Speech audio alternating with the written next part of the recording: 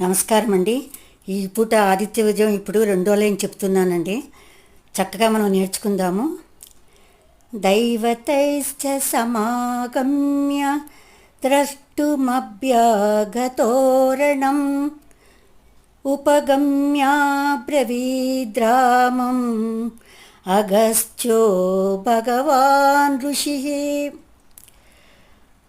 అగస్త్య మహాముని అది దేవతలతో కూడి యుద్ధం చుట్టుటకు అక్కడికి వచ్చారండి. అక్కడికి వచ్చి శ్రీరాములతో ఈ విధంగా చెబుతున్నారండి. దీని భావం ఇదండి. రోజు రెండు లైన్లు చొప్పున మనం నేర్చుకుందామండి. ధన్యవాదాలన్నీ విన్నందుకు. నచ్చితే లైక్ చేయండి, షేర్ చేయండి. థ్యాంక్ యూ అండి.